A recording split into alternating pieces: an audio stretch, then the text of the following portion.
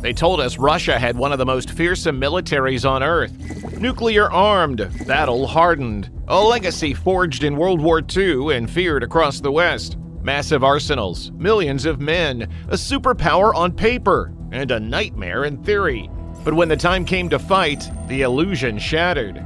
Rusting tanks, Soviet-era logistics, generals lying to their own president, recruits with no training, ammunition from North Korea.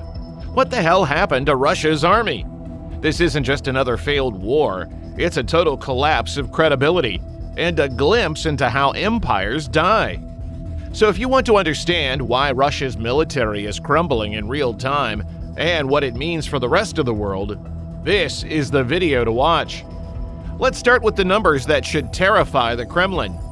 By mid-2025, Russia's total casualties, killed and wounded, were approaching 1 million soldiers. 1 million. U.S. and British intelligence estimate around 250,000 Russian troops have been killed in action. Another 700,000 injured, maimed, or permanently disabled. Ukraine's own count? Over 1,120,000 Russian personnel put out of action as of October 2025. That's roughly 20,000 to 30,000 casualties every single month. An entire city's worth of men gone. But here's where it gets truly insane. Russia has somehow managed to replace these losses almost as fast as they happen. How? By throwing bodies at the problem faster than Ukraine can destroy them. Around 1,000 to 1,200 new recruits per day were being funneled into the meat grinder by late 2023. Volunteers lured by massive payouts. Reservists quietly mobilized. Prisoners promised freedom. Even aging conscripts pulled from civilian life. By early 2024, Russian officials were boasting about 40,000 new contract soldiers signing up every month. Sounds impressive, right? Wrong. Here's what they didn't tell you. Most of these new contracts were just the same exhausted veterans re-signing for another tour. Or short-term renewals, not fresh blood, not willing fighters. The actual number of brand new recruits? A fraction of the propaganda. And by spring 2025, recruitment had dropped by 30%. Only around 1,700 people were signing up per day. War fatigue was setting in hard. But the real nightmare isn't the numbers, it's the quality. Russian recruits are getting as little as 2 weeks of training before being thrown into combat. 2 weeks to learn how to shoot, navigate, and survive a modern battlefield. Western soldiers train for months. Russian conscripts, they're lucky if they know which end of the rifle to point forward. This situation came to a head during Ukraine's surprise Kursk region incursion in August 2024. When a Ukrainian brigade crossed into Russian territory, entire Russian units, comprised mostly of recent conscripts, collapsed and surrendered en masse. Over 240 Russian POWs captured in just 10 days. Prison camp officials reported that about 80% were 18 to 20-year-old conscripts. Kids who'd never expected to see combat. Kids whose officers had fled at the first sign of battle. Videos shown dozens of Russian soldiers lining up to surrender without firing a single shot. No resistance, no fight. Just bewildered teenagers who didn't even know why they were there. This is Russia's mighty army in 2025. A hollow force held together by threats, bribes, and bodies pulled from the margins of society. But throwing untrained recruits at the problem is only half the disaster. The real nightmare? The equipment they're supposed to use is falling apart faster than Russia can replace it. Russia entered this war with one of the largest tank fleets on Earth. Over 12,000 tanks on paper, the T-72, the T-80, and the T-90. Thousands of armored fighting vehicles in reserve. The second best army in the world, they said. Fast forward to mid-2025. Ukrainian forces have destroyed or captured more than 10,000 Russian tanks and armored vehicles. Even conservative Western intelligence confirms over 3,000 Russian tanks destroyed. Thousands more crippled or abandoned. How did this happen? One word: design. Soviet-era Russian tanks have a fatal flaw that Western militaries figured out decades ago. The ammunition is stored directly beneath the turret, right where the crew sits. When the tank gets hit, and in modern war, it will get hit, the shells cook off in a chain reaction. The result? The turret literally explodes off the hull like a champagne cork. They call it the jack-in-the-box effect. Ukrainian drone operators have turned it into an art form. A well-placed javelin strike, a Turkish Bayraktar drone, even an old Soviet-era RPG in the right spot. Boom! The turret flies 50 feet into the air, and the crew is instantly dead. Western tanks, like the American M1 Abrams or the German Leopard 2, avoid this by isolating ammunition behind armored blast doors. If the ammo is hit, the explosion vents outward away from the crew. Survivability over speed. But Soviet designers? They chose a compact profile and faster reload times.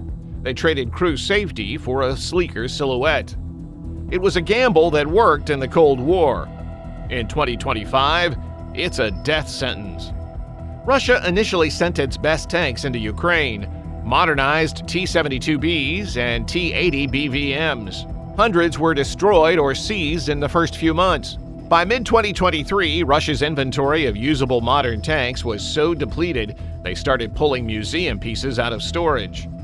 T-62 tanks, T-55s, models from the 1960s. Machines with paper-thin armor, obsolete optics, and engines that barely run. They're not combat vehicles, they're coffins on treads. And still, Russia keeps losing them.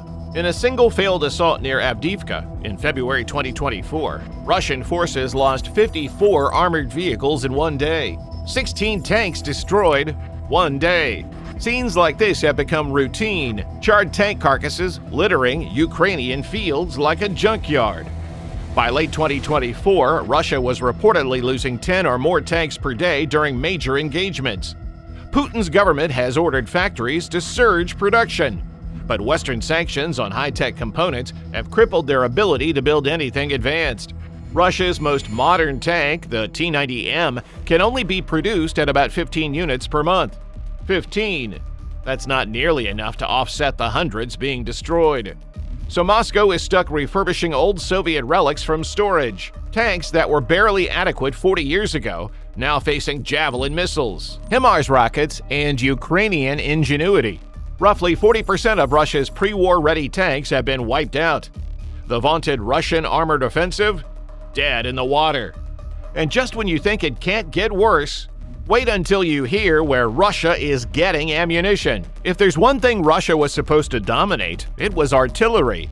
The Soviets called it the god of war. Thousands of howitzers, millions of shells, overwhelming firepower that could turn the battlefield into a moonscape.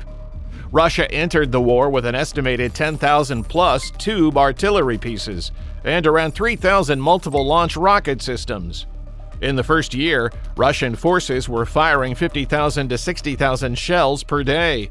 It was a steel hurricane. But here's the problem with firing that many shells. Eventually, you run out. By late 2023, reports started emerging that Russian artillery units were running dangerously low of ammunition. Depots were empty. Barrels were worn out from constant firing. Some units were pulling 1950s-era howitzers out of storage just to keep guns on the line. Ukraine claims over 33,500 Russian artillery pieces have been destroyed so far. Likely an overestimate, but thousands have certainly been knocked out. Russian counter-battery fire, once overwhelming, started to slow. And that's when Putin made a desperate call to North Korea. Starting in late 2023, Kim Jong-un began a covert operation to ship millions of artillery shells to Russia. By mid-2024, South Korean intelligence estimated more than 2.5 million North Korean shells had been delivered.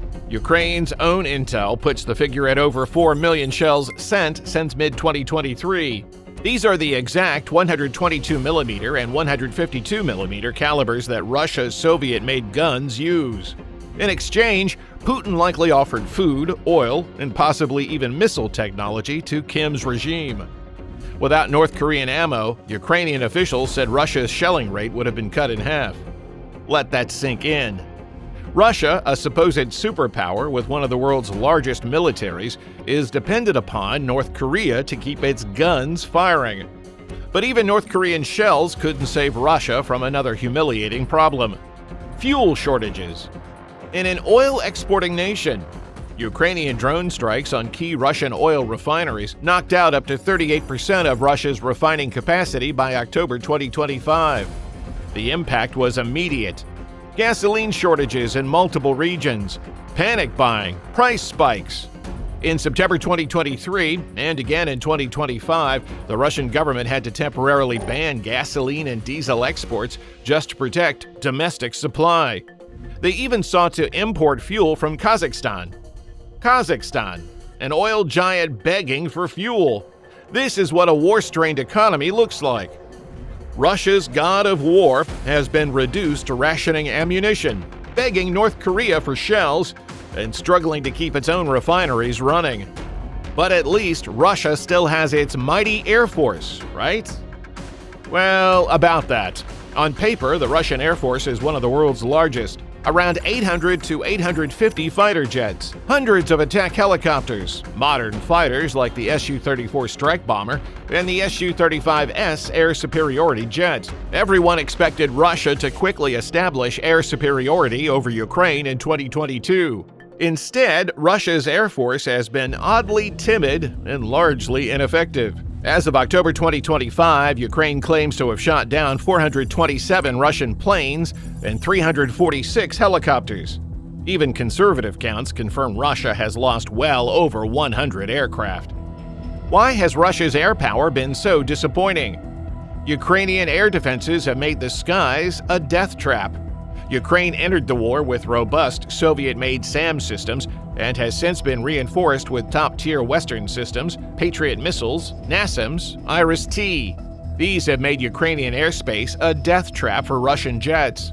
Long-range surface-to-air missiles forced Russian pilots to fly low, limiting them to frontline close-air support.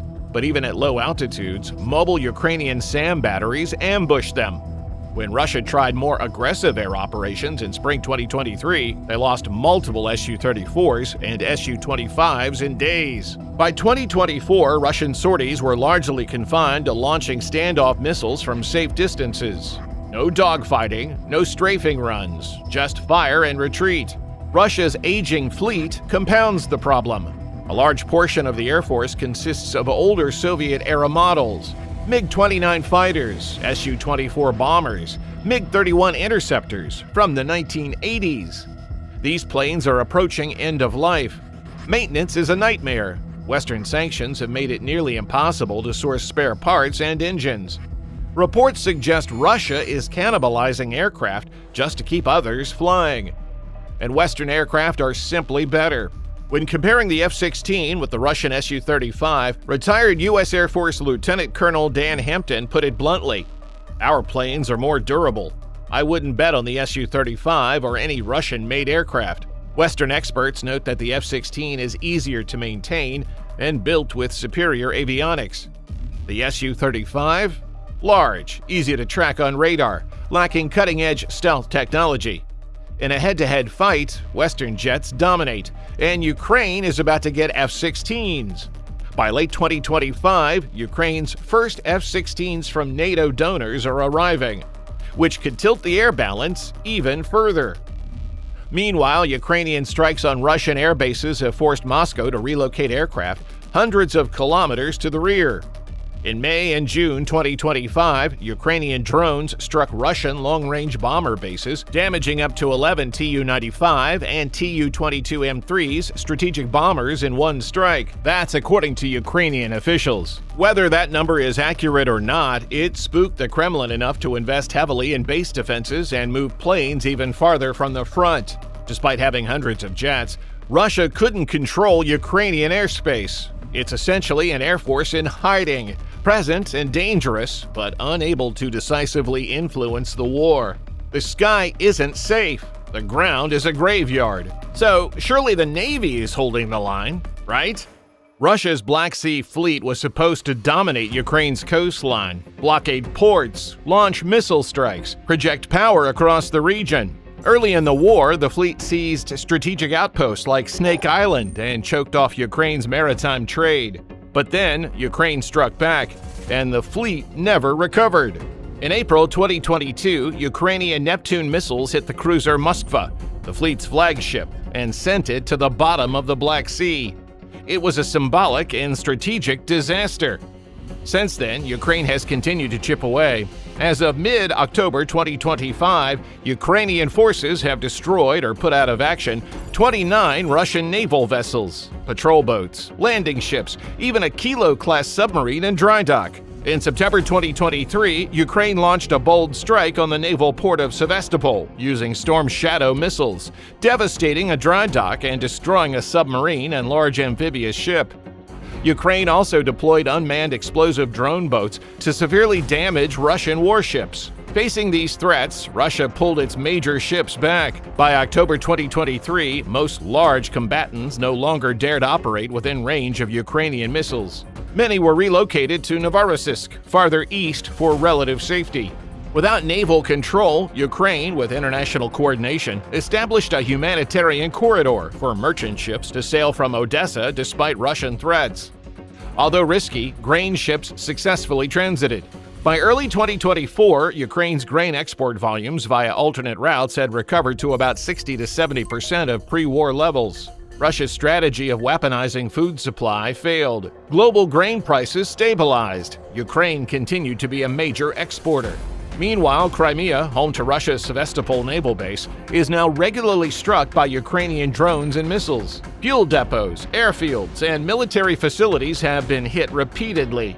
The Black Sea Fleet is now essentially on the defensive. It still launches cruise missiles at Ukraine from submarines or ships in the Caspian Sea, but it cannot meaningfully project control. By the end of June 2022, Russia even abandoned Snake Island and eased enforcement of the blockade. Any Russian ship that comes too close to Ukraine's coast risks being sunk. It's a far cry from Moscow's initial dominance. And with all this carnage, on land, in the air, at sea, you'd think Putin would cut his losses. Instead, he's doubling down on the most brutal strategy imaginable. Facing catastrophic losses in manpower and equipment, Putin has settled on a grim strategy: outlast Ukraine through sheer attrition. He's betting that if Russia can hold the line and keep grinding forward, inch by bloody inch, eventually Ukraine or its Western backers will lose the will to continue. It's a grim calculus. Throw men at the problem until something breaks. Russia is currently losing about 30,000 troops every month. In 2023 and 2024, Russia launched several localized offensives. Bakhmut, Avdiivka, that gained little territory but cost tens of thousands of lives. During intensified assaults in summer of 2023, Western officials estimate Russia suffered over 70,000 casualties in just a few months for minimal gains. The Kremlin is sacrificing lives to buy time, hoping Ukraine or the West blinks first. But this strategy carries massive risks. Russia's current casualty rate might be politically sustainable under tight censorship and repression, but it's hollowing out the nation's future. Over 800,000 Russians have left the country since 2022, fleeing conscription or repression. This brain drain will harm Russia's economy and demographics for years. If Putin is forced to mobilize even more reserves, public backlash could grow. The first partial mobilization in 2022 triggered protests and mass immigration. Essentially, Putin is burning human capital to buy time, a tactic that historically leads to collapse if no victory is achieved. And morale is cracking. We've already seen mass surrenders in Kursk. The Wagner mercenary mutiny in June 2023 exposed deep rifts in military command. Yevgeny Prigozhin's private army marched toward Moscow, shooting down Russian aircraft along the way. The mutiny was aborted, but Prigozhin's subsequent death in a suspicious plane crash alienated many hardliners. Discipline is now often maintained by fear. There are reports of barrier troops reintroduced, units positioned behind the front line to shoot anyone retreating. Such measures indicate morale is very poor. Meanwhile, Putin is betting on Western fatigue. But so far, each Russian escalation has only strengthened Western resolve. NATO sees this war as a defining moment. As of 2025, they appear committed for the long haul. And then there's the economic strain. In 2024, Russia's official budget allocated roughly one-third of all spending to defense, about 10.4 trillion rubles. Over $101 billion on the military alone. nearly 8.7% of GDP.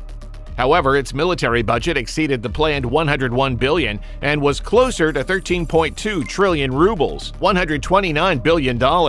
For 2025, Putin boosted the military budget to a record 13.5 trillion rubles, around $145 billion. Russia is effectively trading economic growth for military output. It's a gamble that might be untenable long term. Moscow has had to implement price controls and currency interventions to stabilize the ruble. Inflation is rising, budget pressures are mounting, and Putin's nuclear threats? They've been called. He drew red lines against Western aid repeatedly, only to do nothing when they were crossed. The delivery of Patriot batteries in 2023 notably reduced Russian missile success rates. Ukraine's Kursk incursion shattered the myth that Russia's homeland was untouchable. When the West crossed Putin's final red line without triggering nuclear retaliation, his bluff was exposed. Western resolve grew stronger. Putin is trying to win by not losing, clinging to territory and inflicting carnage in hopes Ukraine collapses first. But Ukraine, fighting for survival, has shown remarkable resilience. And here's what really keeps the Kremlin awake at night. Russia's military problems aren't just tactical, they're systemic. Decades of corruption have rotted the armed forces from the inside out. Russia's military budget is massive, but huge chunks of it never reach the soldiers who need it. Instead, it's siphoned off by generals, defense officials, and contractors. Inflated readiness numbers, fake equipment reports, stolen training budgets. Russian commanders would report to Putin that units were fully equipped and combat ready. In reality, soldiers were given rusted rifles and expired rations. The infamous 40-mile convoy that stalled outside Kyiv in early 2022 wasn't stopped by Ukrainian resistance. It ran out of fuel, broke down, and got stuck in mud because Russian logistics were a disaster. No proper tires, no maintenance, no planning. Troops were forced to loot Ukrainian towns for food because their own supply chain had failed. Some units didn't even have winter gear in freezing temperatures. Former Defense Minister Sergei Shoigu oversaw years of corruption and incompetence. Paper maps instead of digital systems. Fake fuel reports. Phantom soldiers on payroll who didn't exist. Their salaries pocketed by officers. Putin was fed lies for years about the state of his military. He believed his own propaganda. When the war started, the illusion collapsed immediately. The Wagner mutiny we mentioned earlier, it was the most dramatic proof. Prigozhin's frustration with corrupt military leadership boiled over into open rebellion.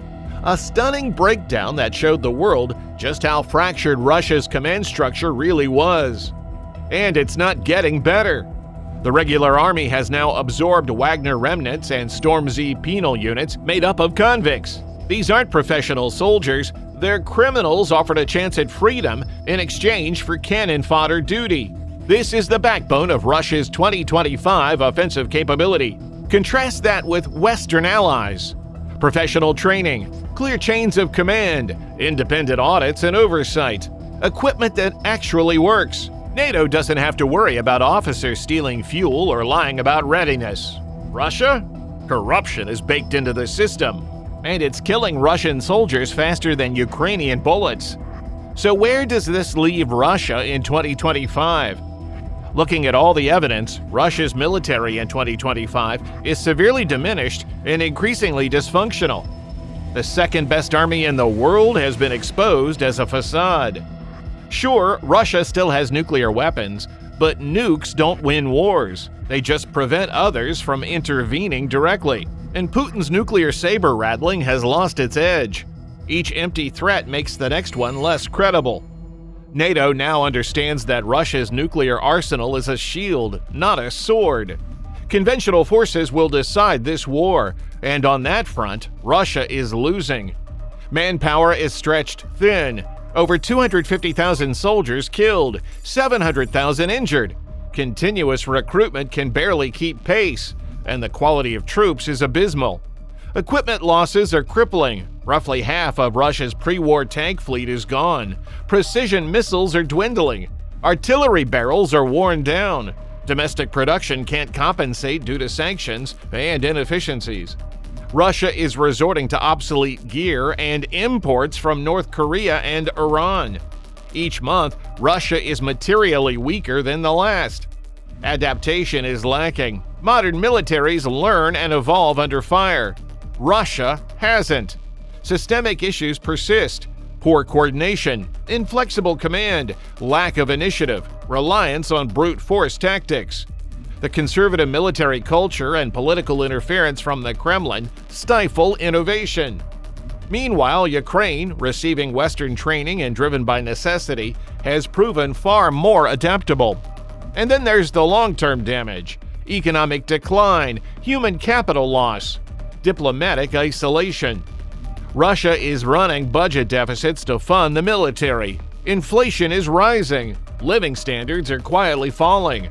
Hundreds of thousands of young, educated Russians have emigrated. Thousands more, including elite paratroopers and Marines, lie dead on Ukrainian soil. These losses will echo for a generation. Russia is becoming more isolated, more backward, more hollowed out. It's trading the future for a futile present war. Putin's 2-week special operation has become a multi-year catastrophe. And there's no way out. A decisive victory is out of reach. Ukraine, backed by NATO, continues to fight. The best Putin can hope for is a frozen conflict he can spin as a win. But even that requires avoiding collapse in the meantime. Many analysts predict that by late 2025 or 2026, Russia's combat effectiveness could degrade sharply as losses reach irrecoverable levels. The Russian army may reach a point where it can no longer conduct large-scale attacks, only defend what it holds. And here's the ultimate irony. This war was supposed to make NATO fear Russia. Instead, it's done the opposite. NATO has seen Russia's weaknesses up close: the incompetence, the corruption, the outdated equipment. Western observers now understand that Russia is not the near-peer threat they thought. It's a declining power with nukes, dangerous but far from invincible. Russia's military reputation is permanently tarnished. It has shown itself unable to defeat a smaller neighbor despite unlimited brutality. This is how empires die, not with a bang, but with a slow, grinding collapse. Broadcast live for the world to see. So here's the brutal truth. Russia's military entered this war as the supposed second best in the world. It's leaving it as a cautionary tale of corruption, delusion, and catastrophic failure. Tanks destroyed by the thousands, planes grounded or shot down, ships sunk, soldiers slaughtered in pointless meat grinder assaults. And for what? A nation that's weaker, poorer, and more isolated than when it started. Putin gambled that Ukraine would fold in 2 weeks. Instead, he's exposed his military as a fraud and condemned Russia to years of decline. The question now isn't whether Russia can win, it's how long Russia can avoid total military collapse. What do you think? Can the Kremlin sustain this war of attrition, or is the breaking point coming sooner than Putin wants to admit? Drop your thoughts in the comments. And if you want to stay ahead of the biggest geopolitical stories shaping our world, hit that subscribe button, because the fall of empires doesn't happen quietly. And we'll be here to cover every brutal moment.